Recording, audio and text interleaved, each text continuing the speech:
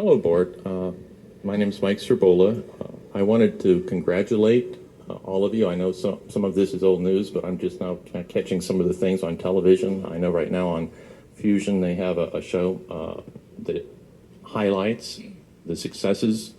You've done a complete turnaround of the county, which, you know, you don't get, your praises aren't sung a lot. And that's something I wanted to point out. It's called Prison Kids, A Crime Against America's Children on Fusion. It'll be airing all this week. Also, very similarly, it's called another completely separate special is airing on AJAM, which is Kids Behind Bars, a Soledad O'Brien special report. I think once people see those and they see, they talk about how we went from basically one of the worst places in the world for incarceration of children and not treating them with respect to a place that's leading the nation in that. And they mentioned the Promise Program and the Change Program. I've spoken a number of times as well, and I know I'm told that I scare people sometimes with my harshness. I want to be very clear.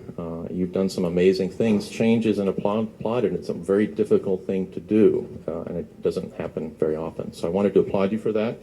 And in light of the recent things that have happened in a negative sense, I wanted to point out we may have an opportunity to revisit the bond issuance.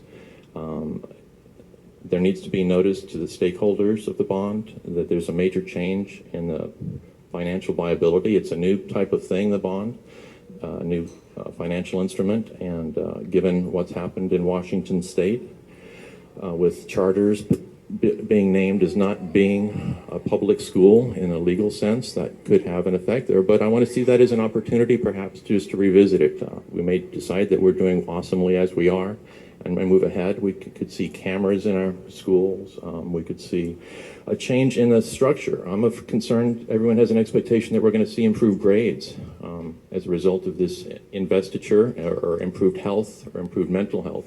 And that's not part of what this is. In fact, as Mr. Runcie has been, we wouldn't know if he hadn't mentioned it, by the way. I want to emphasize that. We're still behind probably by a good $3 billion. We need to see where we're at with kids, and we need to be frank about that. School needs to be made fundamentally safe by making schools seen as a sanctuary for kids, not a place where justice is applied. If error is truly an opportunity to learn and not an opportunity to be punished or have justice applied to us, if that's true, then we need to act it and walk the walk. And I'm out of time, and again, I want to end on a positive note. I think you all have been wonderful. I know re-election is coming up. I would invite all of you to come down here and to share space down here with us. It'll be kind of weird for you, but there's space down here for microphones. You've done it before, and it might be fun for a couple times just for the change in perspective and to show additional real change. Thank you. Karen Cormack.